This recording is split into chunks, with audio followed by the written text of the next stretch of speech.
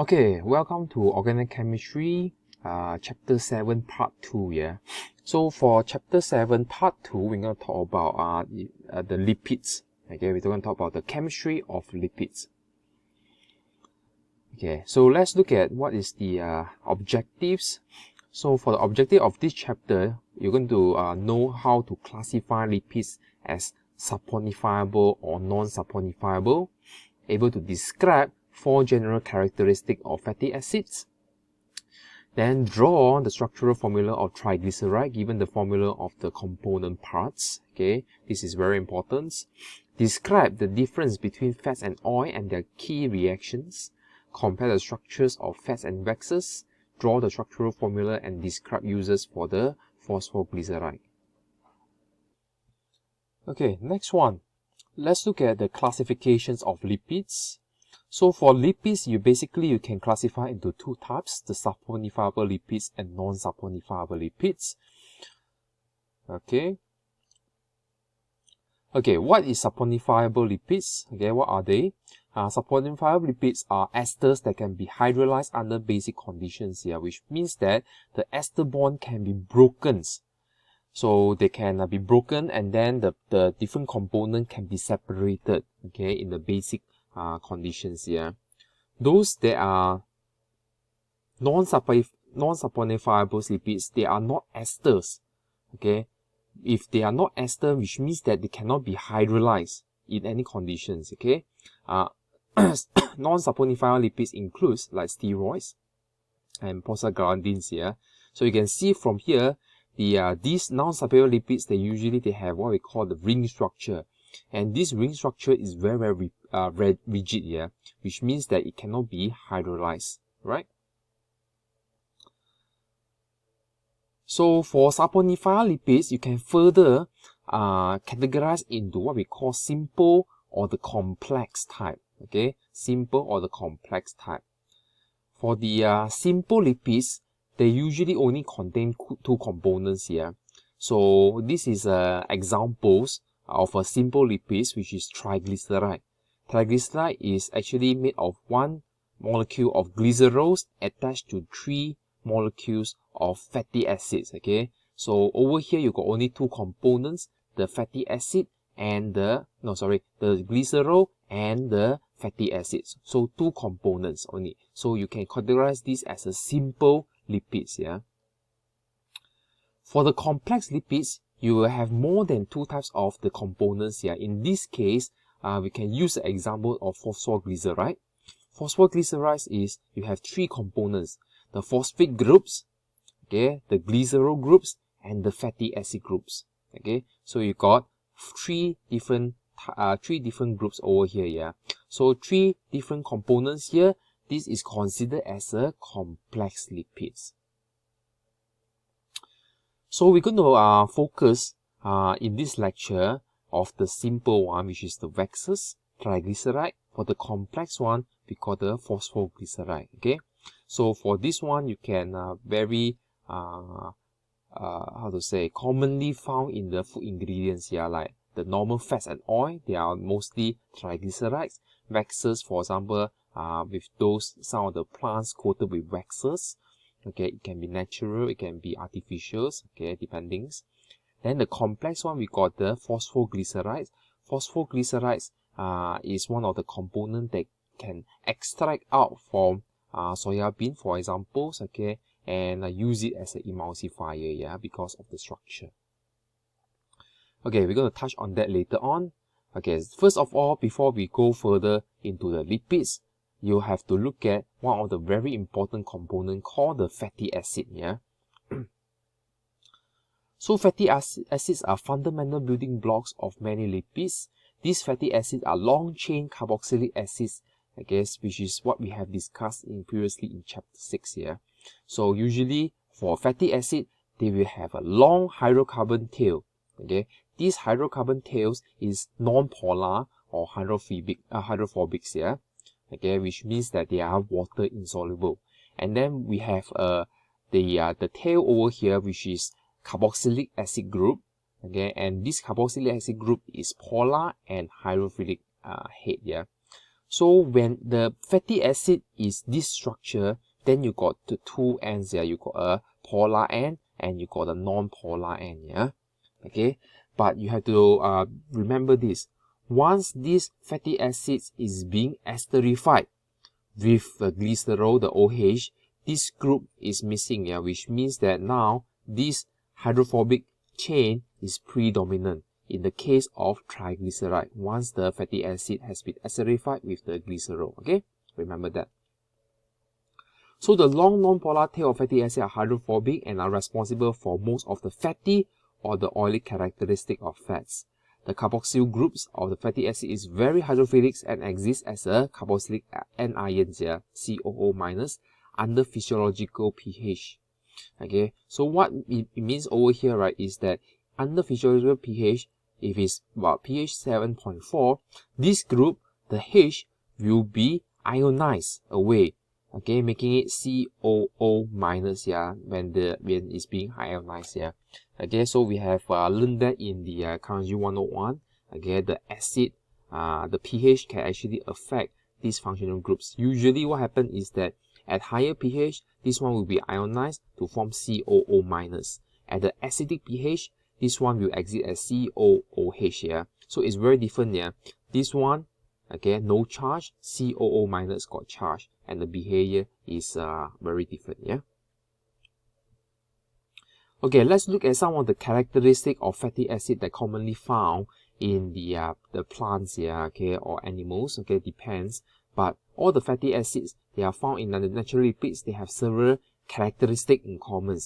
They are usually in straight chain, which means that there's no branching. One straight chain, no branching, okay. The size, most common one is 10 to 20 carbons, okay, so fairly long. Okay, 10 to 20 is quite long, yeah, and usually this also means that it's quite hydrophobic, yeah, which means that it contributes a significant amount of hydrophobicity, okay. Fatty acid usually have even number, which means that they will go from 10, 12, 14, 16, 18, 20, okay. So usually you won't see like 11 long, 11 carbon long or 13 carbon long and so forth. This one is just natural. All the plants or animals, fats and oil, if you extract out the fatty acid and you look at the chain length, it's usually like that, 10, 12, 14, 16, 18, 20, okay. This got to do with how it's being utilized as well, and how the enzyme created it in the first place and how it's being utilized at the end, yeah. Because this fatty acid, okay, usually they will attach to the the glycerol to form triglycerides. Once they are metabolized, they actually metabolize 2 carbon by 2 carbon. That's why they are always in an even number, yeah. Fatty acid can be saturated or unsaturated, okay. Saturated means it's all single bond. Unsaturated means that there are one or more double bonds in the hydrocarbon chain length, yeah. Apart from the carboxylic acid groups and double bond, there are usually no other functional groups, okay. Okay, let's look at this. So usually for the fatty acids, right, there's a difference between the saturated and unsaturated fatty in terms of the structures. For the unsaturated fatty acid, usually they are in the cis configurations here. So those fatty acid that you extracted out from the plant or animal base, they are usually in the cis form. All right. So for the cis form, right, if you're looking at the structure, usually is what happens is that here there's a long chain carbon, C, then double bond and C. Trans is the other way around, yeah. So trans is C, over here C, okay.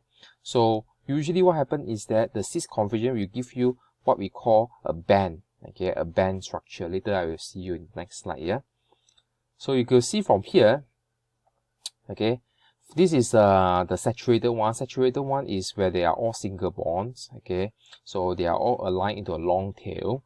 Whereas this is the one with one double bond. Here over here is the carboxylic acid groups, okay, so here is the hydrocarbon chain and here is a double bond. One double bond will lead to in the cis configuration, yeah, one double bond in the cis configuration will give you one band over here. They see here a band or a king.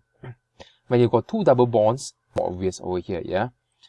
So what is the impact of this band to the physical properties? We can see from here, the physical properties is what? A straight chain one, same thing here. All of these are 18 carbon long, whereas here you can see that the melting point is 71 degrees Celsius. Okay, it's quite high at 71 degrees Celsius. Whereas this with one double bond, the band, you can see that the melting point decreased to 13 degrees Celsius. If you got two, you see the melting point decreased to -5 degrees Celsius, which means that it melts even when it's in the freezing condition, yeah. So why is this happening? Why is this decrease in melting point? Okay, the reason is because of this band. Okay, so imagine you got one molecule of the straight chain, the saturated one, and here you can see that their interaction is quite optimal. Okay, every single parts it can interact. If there is a band over here, so what happened? They got less surface area that can actually interact. Okay, because of less of this interaction, it actually weakens the intermolecular forces. Okay, or what we call the weakening the intermolecular interactions between the molecules. Because of that, that's why the melting point is reduced, because you do not need so much energy to separate them. Okay.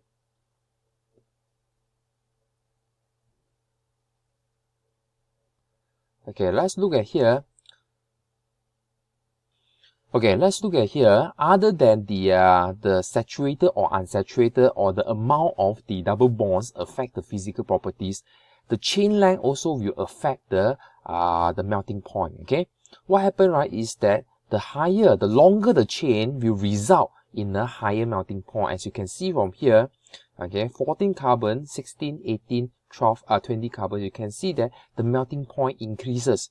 Okay, because as you got more interaction points, okay, if you have a stronger intermolecular interaction, which means that their melting point will increase, which also means that you will need more energy to separate them. Okay.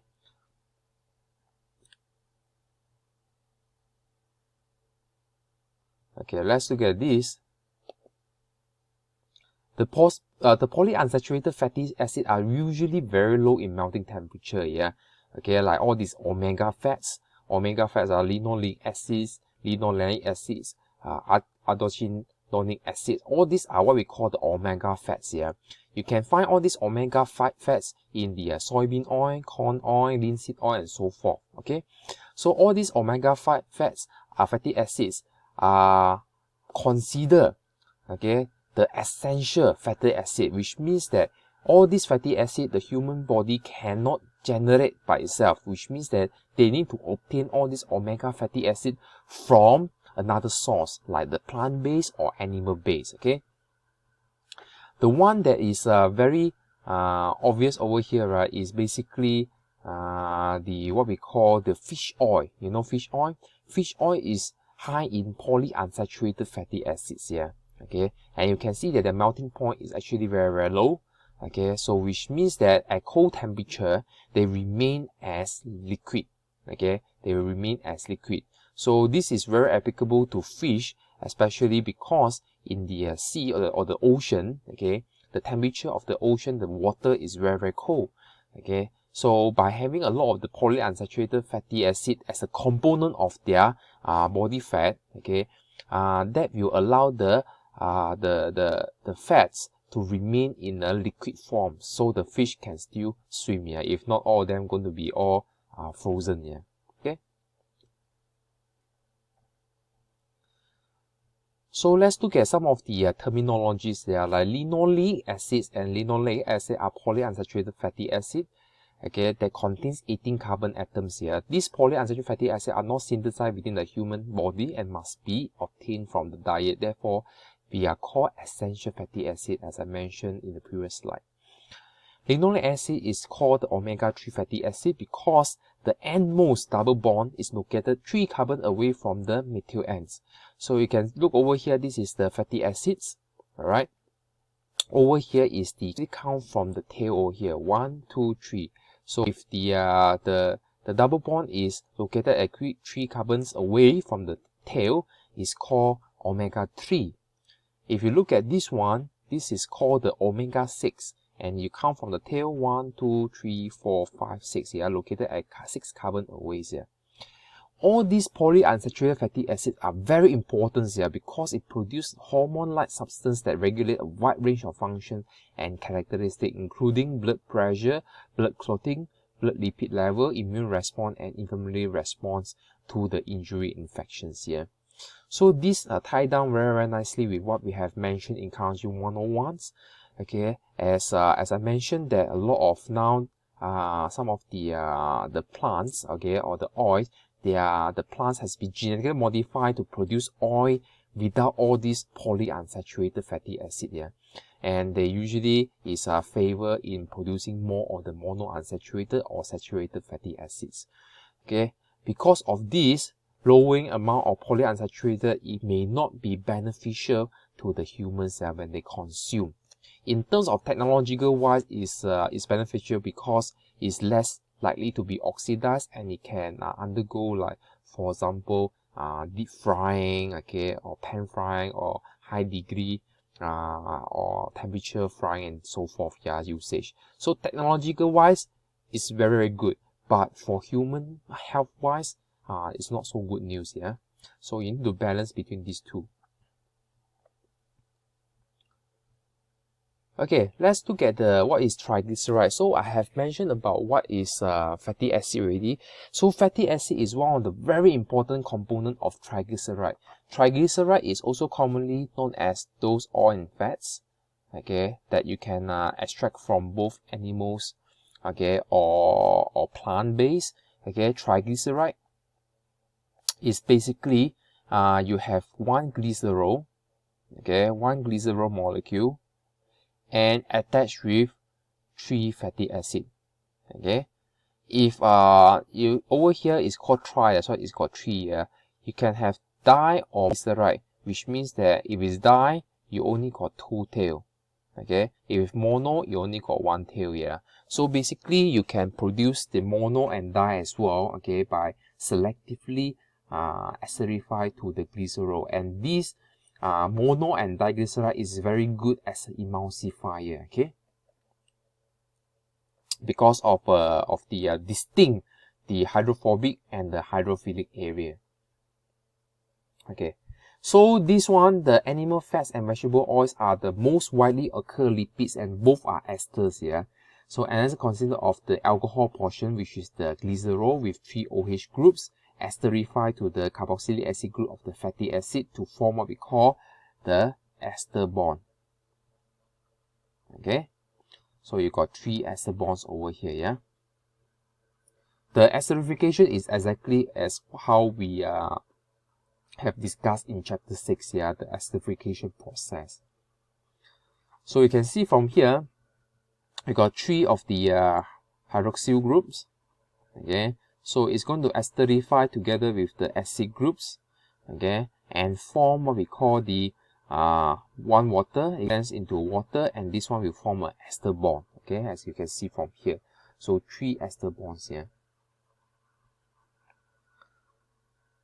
Okay, it's very, very important, right, for you to realize that in any of the oil, whether regardless of whether you are extracted from the animal base or from the plant base, they are a mixture of triglyceride, okay, with a mixture of the fatty acid components here. Okay, the fatty acid components can be different chain length, okay, shorter chain or longer chain. It can be saturated or unsaturated fatty acid. So it's a mixture here.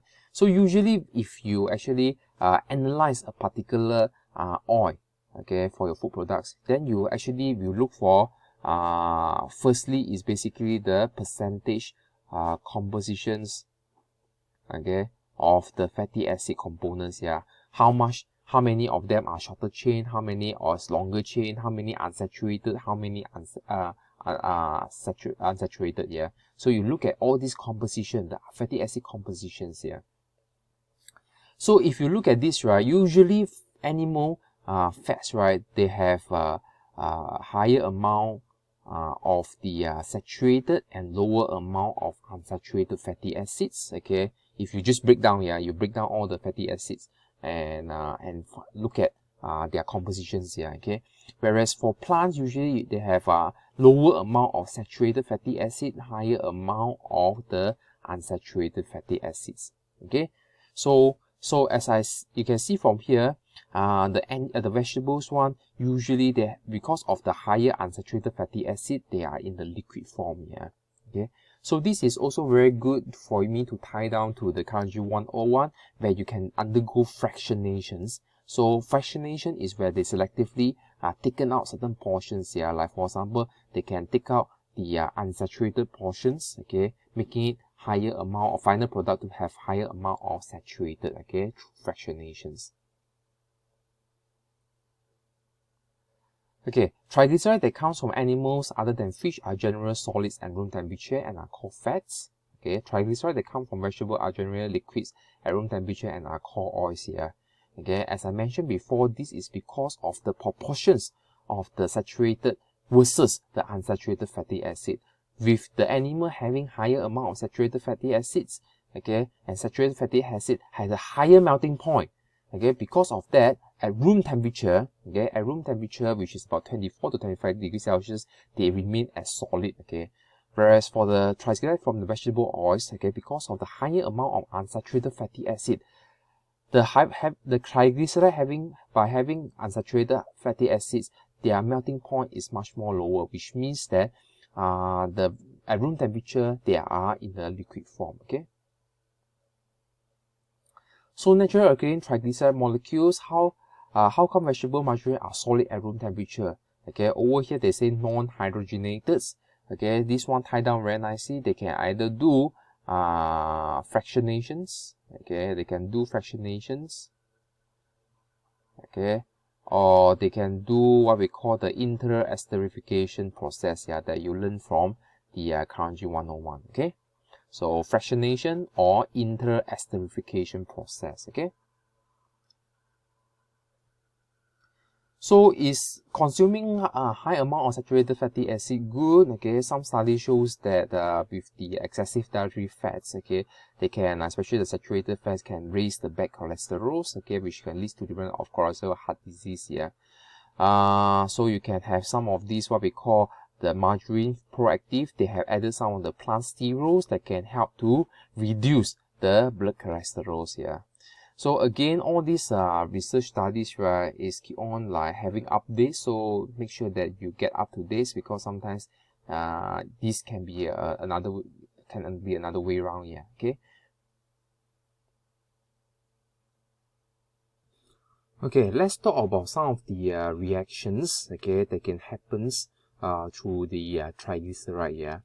Okay, the first one is basically the hydrolysis of triglyceride, okay, which is possible to happen, and is basically in the presence of water and the presence of the acid as a catalyst here. So in this case, right, you can hydrolyze to glycerol and 3 fatty acids. Okay, the original glycerol and 3 fatty acids here in the case if it's hydrolysis.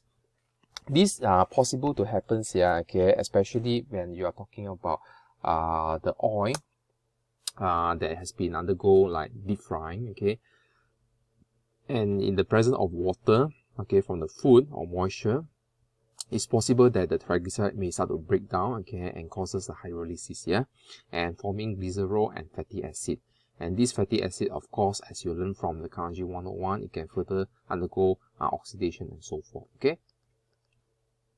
So over here is very simple. You just break over here, okay, to form OH and then COOH, okay, 3 of them.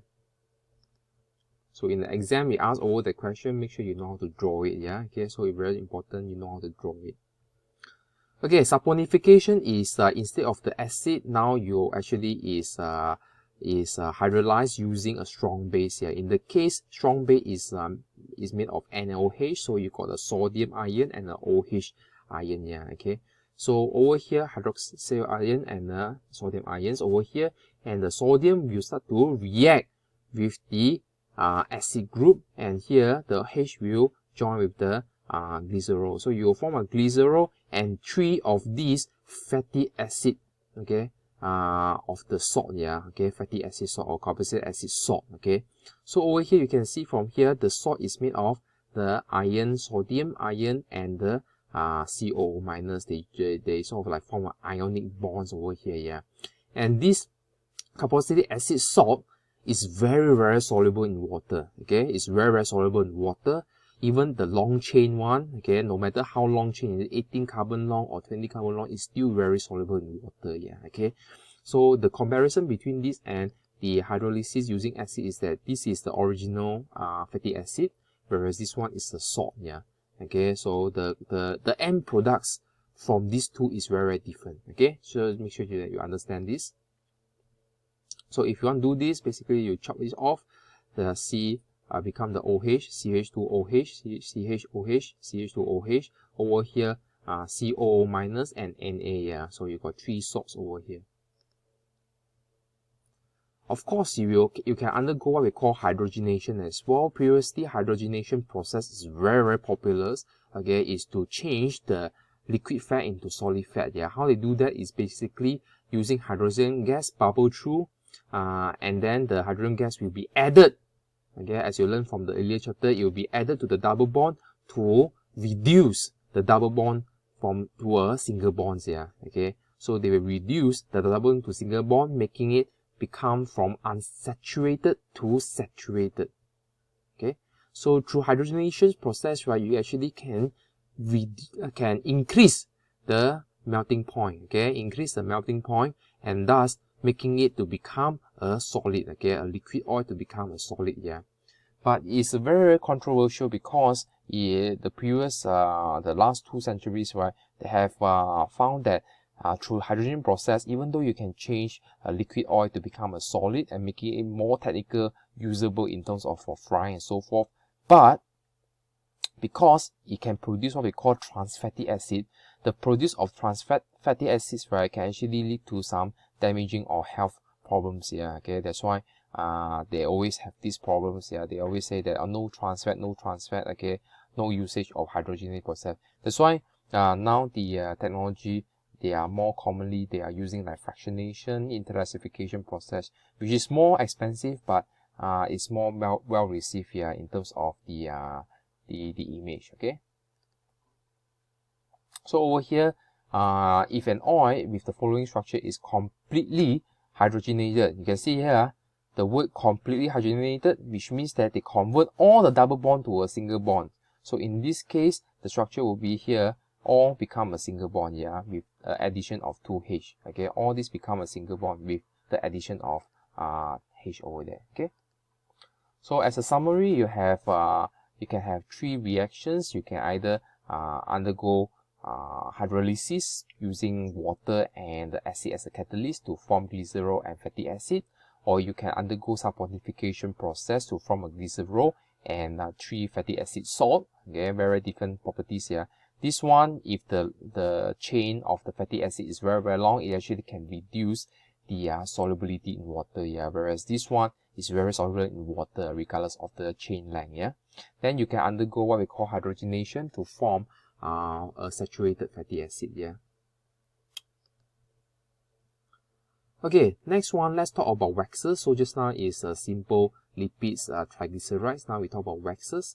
Waxes is basically an ester of fatty acids. Okay, but this fatty acid is not easy. This ester is not easy to be broken down because of very hydrophobic. Yeah, because it's a resulting of the joining between alcohol, a long chain alcohol, and a long chain fatty acid. You can see here, this long chain over here, these parts are very hydrophobic. Yeah, very hydrophobic. Okay, that is why the reason, right, why waxes are so insoluble in water, because of this structure. Okay, of course, this very long chain hydrocarbon, very long chain hydrocarbons here. Okay, waxes are very water insolubles and are not easily hydrolyzed as the fats and oil. Okay, because of very hydrophobic, that's why it's not easy for you to hydrolyze the ester bond. Yeah, they are often found in nature as protein coating for fruits, leaves, fur, or feathers. Yeah. Okay, the last one is basically the phosphoglycerides. Okay, it's a complex lipid with 3 components. One of the phosphoglycerides that is very common is basically the what we call lecithin. Okay, this structure is what we call lecithins with 2 fatty acids, 1 glycerol, and here which is the amino groups over here. Yeah, okay, the phosphate or the amino groups. So this you can see over here, right, is that they have 3 distinct ends. Okay, a very hydrophobic and a hydrophilic ends here. Okay, because of this distinct group, there's a hydrophobic and a hydrophilic. Okay, it can be used as a emulsifier. Okay, food emulsifier is where they can this part they can bind with the they can interact, not bind, yeah, they can interact with the oil, okay, which is hydrophobic. This part they can interact with the water. Okay, emulsifier usually they have this characteristic, a distinct side, a hydrophobic side and a hydrophilic side, yeah, and so each part they can interact. Okay, so the hydrophobic interact with the water, the oil, hydrophilic interact with water, so they can actually combine these two in the same solution, yeah, what we call emulsions. So emulsions will be I will teach you in the Chemistry 101, the last chapter. Okay, so stay tuned for that. Okay, so I will stop from here. I will stop here. Okay, if you got question, please ask. Okay, in the pallets. If you got no question, please indicate no questions in the pallets. Yeah, for attendance taking. Okay, thank you so much.